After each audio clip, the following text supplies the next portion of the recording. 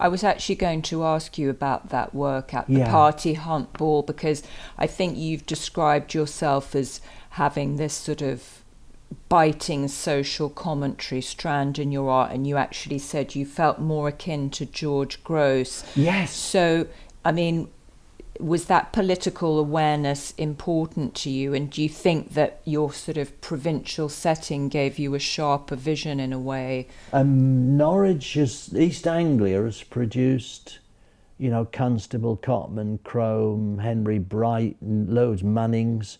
There's always a different thing, and Mike Andrews. And when I first met Francis Bacon, what a bull of a man, and he was descended directly, I think, from Queen Elizabeth I, Keeper of the Great Seal, who was another bull of a man. And the first thing Francis Bacon said, he said, "Col," he said, "really?" He said, "I'm from up your way." And he said, our family was originally sheep reeves from the 14th century, from Holland, and the Bacons are still in the area. And there's, you know, Lucian Freud was in Benton End in sort of North Essex, and there is an East Anglian thing which actually is rich and alternative to the nation. You're not quite Italian, where you know, I would not even hazard a guess, like Italy, you know, where you sound like you come from, was literally at war with each other, wasn't it, until Garibaldi and stuff. And it wasn't like that. And also Norfolk was a rich county through the wool and everything, and a really important county, you know. And then come the Industrial Revolution, we haven't got water power, and then people were literally sort of taken from villages and driven up to the north for the Industrial Revolution. And actually, I was having a hot conversation once several years ago with Hockney on the phone, when he's in America, and I said, "Well, where's your mum's?" I said, "Where does Hockney come from?" And he said, he says it's Yorkshire. I said, "Yeah." And I said, "Well, where's your mum's family come from?" And he said, originally they came from Norfolk. They were the Thompsons. And so there was an exodus, you know. Sorry, I went off piste again, but the 60, and then... No, just about, yes, about that sort of that political, social bite that you had, which in a way seems quite distant from pop, or at least from a sort of conventional account of pop. But that's, I mean, that image of the Hunt Ball, it's a very, and it does have that sort of German expressionist look to it. It was slightly Terry Atkinson, who was a Barnsley boy, and there was something about Terry which was that his father was a coal miner up in Barnsley in Yorkshire, and he used to, you know, "He fucking bastard hellfire," and that was how Terry spoke. And if you said something controversial and a little bit probing, you know, I resent that remark, you know. And this was Terry, and he was totally left-handed as me, and he came out of a life room one day with a nude, sort of reclining but laying on the floor, and he said, "Look at that," he said, "it's a fucking corker." You know, and I looked and I thought, yeah, the tits are too big, the feet are too small. You know, what age you're 13, and it was like you know, your first ever sort of view of a woman. You know, it was, and I thought, and because Terry was Terry and very gritty, and I said, yeah, it's great, Terry, it's great. And I think, no, it's not. And he had this cack-handed, strange way, and he fired from the hip. And I think I learned something from Terry in a way, an obsessive. He spent nearly a year making this big bloody box, and it was all about the First World War and stuff, you know, and he lived in his imagination, and he shot from the hip. And I think prior to that, with Mike Andrews as teaching, you know, I think it was all a bit of a Jules et Jim kind of, you know, something or other. And I think Terry, you know, I have to say, was an influence. I've got one photo of me with him in Russell Square Gardens or something, with this American, a fantastic Lincoln Continental 1948 motor car that some student left behind, and sort of 8 miles to a gallon and stuff. And I've tried to get it in the Christie's catalogue when Britain went pop, and it turned out I've got 2 copies of that photo. and I sent them the one that I'd put little square lines on it. Well, I'd squared it off when I'd drawn the Lincoln Continental car, and so they rejected it, which was I didn't see anything wrong with the odd little, not heavy marks, but Terry was good, so that was a change. And I think I sort of loosened up, but not really loosened up. It was probably like a slight alcohol loosening up, if anything. And not that I'm a boozer, but every now and then you'd have sort of 2 or 3 pints or something and wander home and walk in front of cars and think you were Superman and stuff. But it was a bit... and then the other thing was the Hockney thing and the Peter Blake thing. You know, they came in, and at the end... They came in as tutors, didn't they? No, just visiting socially. Just visitors, yeah. And then my mate Joe Keyes, who's... Keyes, would that be Protestant Irish, and his mum was Catholic, or the other way around? They'd had to leave Ireland, you know, because a Protestant married a Catholic, and they lived at Sidcup or somewhere. And he was a strange little fella. He was about 5'4" or 3 or something, and he had splits down his thumbnails, which must have been something that happened when he was, you know, inside the womb, some shock or something. And good guitarist. And he came from the land where the Pretty Things came from, the same place, and the sort of the Keith Richard bit, and those art schools in just out of London on the east. And he was kind of an influence as well in a funny way, but a brilliant artist, and he gave it all up for bad photography. I couldn't understand. And you do mention, I've noticed, sort of non-Hollywood cinema quite a bit. I mean, I've read you refer to things like René's Last Year at Marienbad, or Visconti, Rocco and his brothers, and I think, and that amazing, that cult docudrama, The Savage Eye, as well, because I mean, obviously cinema... Why doesn't somebody rate that film? It absolutely shaped such a big chunk of my life, and it was... The Savage Eye was brilliant. I saw it on my own in Notting Hill or somewhere as a sort of young stud or a screwed up idiot in London and thinking you're tough or some rubbish. And you know, such a lot of my drawings came from that, I think, in a strange way. And I went to... I mean, presumably most obviously that your cinema series...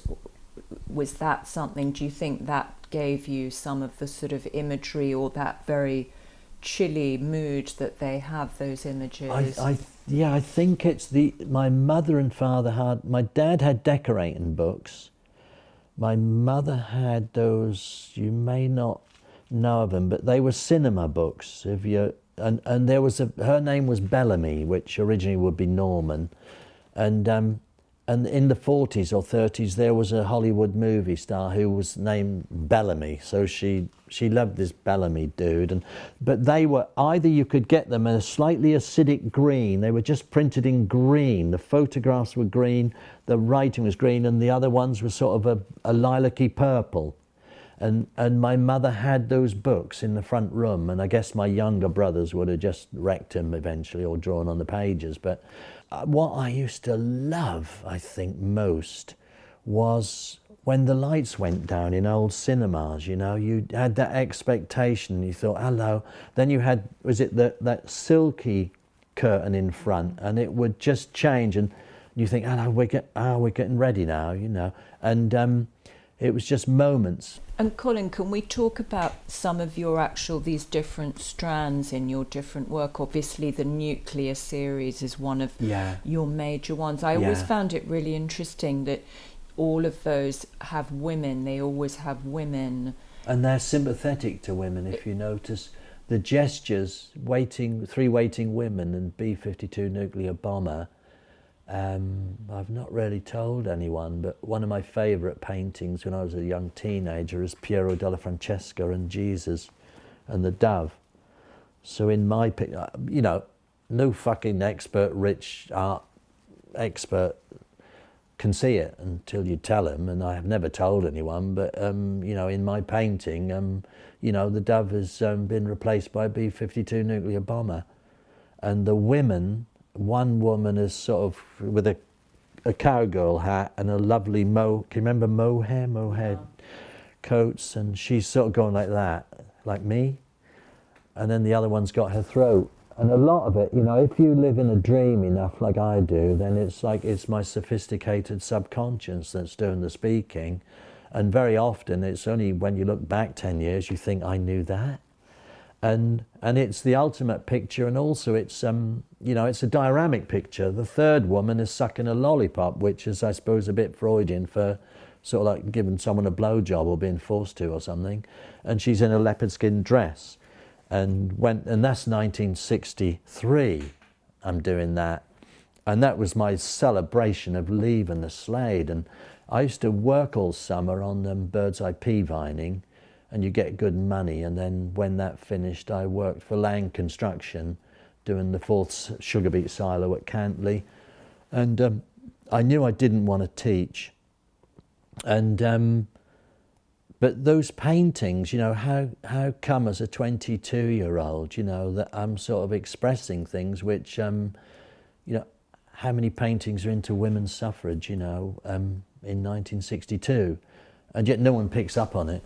But and that the Beach Girl nuclear victim sculpture you ultimate. Were talking about before, because I read that you actually described it as a kind of self-portrait, which I thought was really interesting. Oh, did I? Yeah, I wondered why you would sort of think about representing yourself as a woman, and obviously as I don't know why. As a nuclear victim. It's quite a fascinating... It's on show now in the Imperial War Museum, I think, again. It was odd. I did a cast of my first wife. That was the original one, but I didn't know how to use fiberglass. We lived in some flats, and I did, oh, who's the Greek? She laid in a bath. What did she do? I think I filled a bath with water. She laid in the bath, the water rose, and I marked them. So I marked it from where it was before she got in, and then I marked it on the edge of the bath when she'd got in. And then she got out, and I filled it up then again, sort of replacing her body mass up to the top mark. And then I think I did with pints or something, I emptied it until it got to the bottom. So I knew her volume. And then I made a mould of her, plaster mould, and they all locked together. So I got this thing, but I didn't know how to do fiberglass. And I mixed up her body weight in fiberglass and just poured it in. And at night, you'd thought it would have exploded. It was cracking and creaking, and I did it in our little kitchenette. And I had to stuff underneath, I had to have a window open, and I stuffed underneath the door with towels so we didn't get the fumes. And then when it had finally gone off, it had all shattered, you know, and the only thing I kept was a hand, which I gave to Robert Fraser. And then I had less than a week for Robert's exhibition. So it was like plan 2, what the hell am I going to do? You know, it went wrong. So Margaret used to work in Bond's department store sometimes, like when she left art college. And fortunately, there was a couple of gays there who were window dressers, and they gave her a model, a mannequin that they didn't use anymore. So that, and I thought, I've really got to move, you know, this bloody show's in sort of 7 days' time or 6 days' time. I got a wig from somewhere, and then I got some clinker, lots of clinker from a gasworks or something. So I would do fiberglass. I did a breast cast of Margaret, and I did a face cast. And then I got this wig, I found a wig.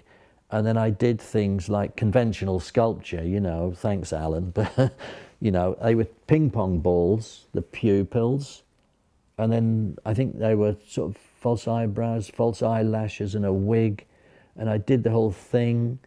And then I think it would have been too much to have had 2 strangely formed models' hands, those rubbery things, so I think I then instinctively I cut one arm off, so I didn't have the problem of duplication, and made it. And Robert sent a van up, and I got this outrageous telegram which I'm lost, you know, and Robert just thought it was great.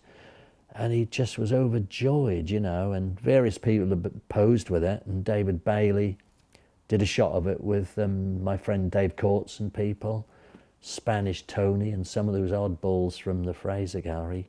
Oh, I know, when I left the Slade, I went and saw Hockney, because by the October of that year, Margaret was pregnant, and my money was running short, and I was determined. I thought I could be a labourer 6 months and just do my art in a free way for 6 months, and it never worked, because in this area, which is really agricultural, the wages go down when the summer had finished, you see, so you couldn't, like 1962, some of the, on the P-Viners, we could hit like 45 quid a week, which, because all of us art students, there was an art student gang, and we all did weight training, and we were sort of quite tough, really.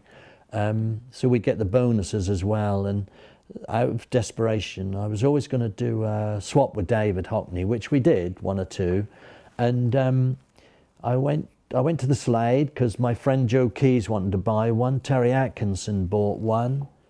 Ian Chauncey, whose nickname was Snaz, he didn't want to give me enough money, so he didn't buy one, but he wanted the best one for bugger all dosh, and but he looks after himself. And then finally, I think I went to see David Hockney, because we were always going to do a swap. And he says, he says, you're getting better and better. He says, hey, you're getting better. And then before I left, I'm quite inward, really. And a bit of me's like my dad, but my dad was inward, but he'd go out and play the Joanna and everyone would sing and all that. And I suppose this is kind of my equivalent in a way. And before I left, I sort of blurted out, I said, you don't think your dealer had done my work? And just like as quick as that, Quicksilver, like whoop. And he went, aye. He says, aye. He says, he might. He says, I'll tell you what. He says, leave your folder here. He says, Kaz is coming at weekend. And he said, phone me. So I phoned him the next week, and he says, well, Kaz wants you to go and see him. And used to being at the Slade and all this sort of bitchy idiots, you know, sterile people who can't do it, and they think that to be cruel to students is teaching or some shit. I almost expected a sort of slight backlash from Kazman, and he says, what do you want to do, man? What do you want to do? And I'm sat there, and I start to do a rigmarole thing, you know, and I go, well, I don't want to teach, and I don't want to be a lecturer, and I don't. And he said, I know, man, I know. He said, what I'm actually trying to say is, I'll buy him. And I think he bought, I think I was getting £8 a drawing. So whatever that was, I came home with 86 quid. And he got one or two the nuclear bomber etchings as well, as a thingy. And I phoned David up. Oh, that's our other little cat. He's lovely. He's half Siberian forest cat. And then I think I phoned David again 3 weeks later, and he says he wants you to go and see him again. And it went on like that for 9 months. I think it was the October '63, but and that went like that from the October right through. Alan Jones bought one. It went right through to the June or July, and Kaz started. He did whisper once out of the side of his mouth, you haven't got any more cinemas or sofas, I've got a waiting list. And Colin, another strand, we've talked about those more sort of urban, chilling nuclear series, and then you've got your quirkier still lifes and collages, but you've also had quite a strong interest in landscape and the natural world as well. And I mean, do you sort of see yourself somehow as in that Norwich school tradition at all, or is that just something more personal? I think I am cross-switched, so I'm left-handed, and I think my face is a bit asymmetrical, and I've got more beard on this side than that a bit, and I'm losing hair a bit on my temple there and on my crown the other side, so I'm cross-switched, and then my abdominal muscles having done weight training, they were never straight like the other students. They were always staggered, and then I'm right-footed. So it's known as cross-switched. And so I'm out of step with the army. And I mentioned this to a chiropractic in Norwich, and he said, tell me, he said, do you ever get lost in cities? And I think, what's it? So it's a funny one. It is a peculiar one because you have to sort of learn everything. And even as a kid, if I use scissors, I can't use, it's no good if anyone gives me left-handed scissors. I've got used to sort of right-handed scissors, but I look over them, you see, and I'm sort of feeding the paper in and cut. And I've had to sort of invent a lot of things in a way. And then when I was a kid, my dad, when I was 8, he bought me Reverend Colin's British Birds in Their Haunts. And I used to copy the birds because when I was a kid, I didn't know what I wanted to do. And I always wanted to go to America and live with Red Indians, you know, or live in Canada and have a log cabin and by a lake and the smoke goes up and then it goes sideways, you know. And I think, you know, when I was like 11 or 12 or something, I thought once a month you're going to cut a tree down and shout timber. And I didn't have a clue what I wanted to do, but I was good at art. And I drew and copied the birds out of Reverend Colin's British Birds in Their Haunts. And they were as good as the pictures in the book. And then at school, I was good at art, but the first 2 art teachers thought I was conceited and said that much, you know.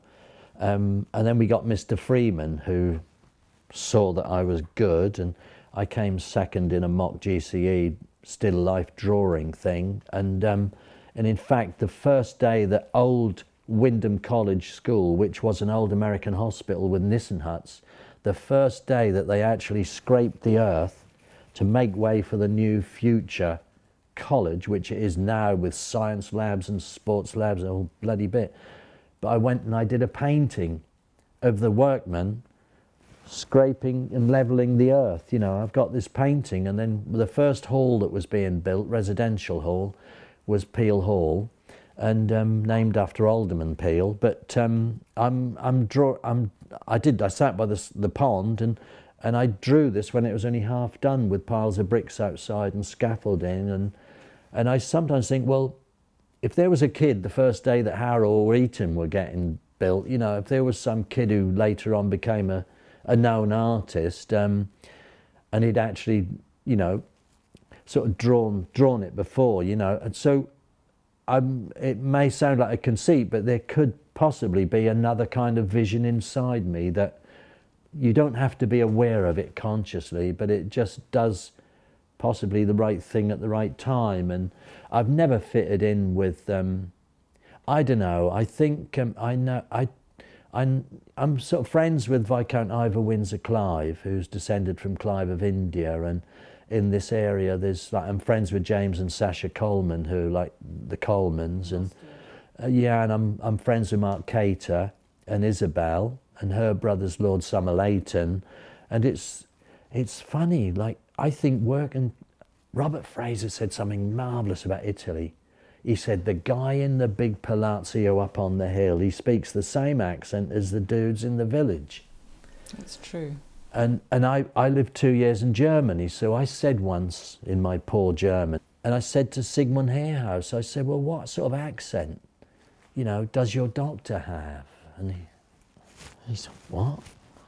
Yeah, well, German, like, yeah. I said, what does your vicar have? And he was just puzzled. And I said, well, in our country, it would be a different accent. There's them and there's these. And it's funny, but I tend to think that working class, this might be a gross exaggeration and a prejudice, but I've had so much fucking trouble from the middle classes. My God. And Robert used to say, you know, all the aristocrats, all they want is for Keith Richard to come and spend a weekend with them, you know. And it's funny, isn't it? But so you felt more of an affinity in a way, what, with the aristocracy than you did with the middle class? Is that what? Yeah, I've never got tuppence worth of anything from the middle classes. And Jess's family, She was only 19, and my first marriage had been bust up, but I wasn't divorced. And I taught occasionally at Norwich Art School, and I was treated like dirt from jealous sort of drunkards who may have sort of done an abstract painting in the 50s once or something, I don't know. And I used to go to the hops. And I had a girlfriend, and then after the hop, there was this young lass across the road with her girlfriend. She shouted, "Give us a kiss." And she came across the road, and I gave her a little kiss, and I said, "What's your name?" And she said, "Jessica." And I said, "Oh," I said, "my second oldest daughter is Jessica." And then I started to be friends with her, and then I was writing a birthday card for my oldest daughter. And Jess came up and she said, "Oh, you're doing a birthday?" I said, "Yeah, I'm writing." She said, "What?" And this was by the January. And then I said, she said, "Well, when's the birthday?" And I said, "Oh," I said, "January, you know, later on." She said, "No, but when?" And I said, "The 30th of January. And she said, "It's my birthday." So I sort of met somebody with the name of one of my second oldest daughter and the birthday of the other one. And she's a very natural kind of person, and her father is Pat Prendergast. His brother is John Barry, the film composer, the great film composer, and their father was J.X. Prendergast, who started life sort of Irish father, a boxer, and he started in Liverpool Docks, and he ended up with 9 cinemas across the north of England, and then so Jesse's great-grandfather was the bare-knuckle boxing champion of England, and Professor Prendergast, and there's a poster, you know, like he had 40 fights and lost 2, and some of them, like, police stopped the bout, you know, so, and they don't know what class they are. They just don't know what class they are, because they're sort of Irish, and Pat was always very Catholic, but never went to church, but as always rosaries, and gave all the children a rosary, and they'd be totally up and down. He'd hide booze around, like John Barry, actually. You know, God, they used to hide the stuff up. But they're just brilliant, you know, so it's, that was nice for me to meet someone who actually hasn't got a clue what class she is.